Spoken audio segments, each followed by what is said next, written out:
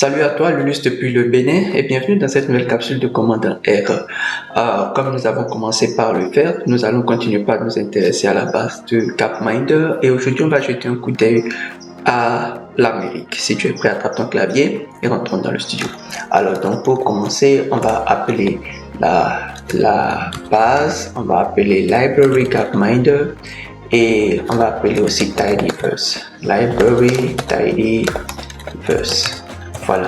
Et donc, quand Tidyverse se charge, qu'est-ce qu'il est souvent bien fait? Il faut regarder un peu la structure de Gapminder si c'est la première fois que tu es en train de le voir. Donc, tu regardes la structure de Gapminder et puis on voit clairement ici que country est un facteur, continent est aussi un facteur, ça veut dire que c'est des éléments qui sont catégoriels, ça y est. Il y a year qui est un integer ici, mais il faut faire attention, hein, parce qu'on va pas prendre des années, qu'on fait telle année puis ça, telle année, ça n'a pas de sens. Donc c'est un truc que normalement il faut recoder en facteur et c'est une variable catégorielle qui est comment? Une variable catégorielle qui est comment? Nominale, hein, ou bien ordinale, ça va dépendre de ce qu'on est en train de faire. Si les années, par exemple, cette année est plus importante que l'autre, peut-être, ainsi de suite.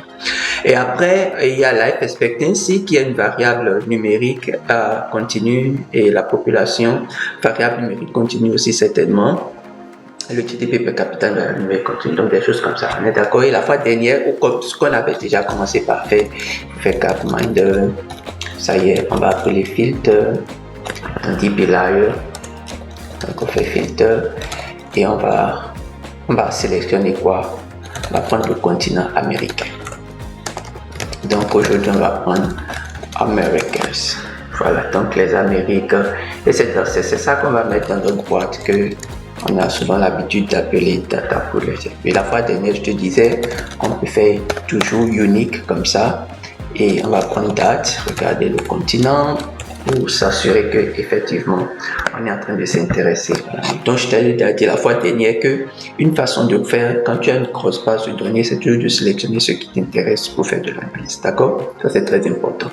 Maintenant on peut visualiser avec ggplot. Regardons avec ggplot, ça fait ggplot pour la date, pour l'esthétique. Celui-là c'était ins. On avait choisi de mettre quoi? Le GDP per capita. Le GDP per cap et celui-là c'est Y, on avait choisi de mettre le life expectancy et on va mettre du home point et on va regarder. Attention, il dit que c'est pas GPD, c'est GDP, d'accord? C'est GDP per capita. Donc, on avait un truc comme ça c'est pour les Amériques, on est d'accord.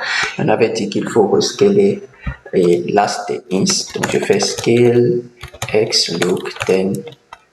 On a quelque chose de ce genre, d'accord. Maintenant avoir la base de ce genre, c'est pour tout le monde mélangé, pour toutes les observations. On peut essayer de mettre de la couleur pour regarder pour chaque pays un peu à quoi ça ressemble et on va voir ce que ça donne. Donc c'est la même chose, l'esthétique générale ou bien l'esthétique au niveau du point. Ça y est, je fais donc esthétique et pour la couleur, ça devient ici continent.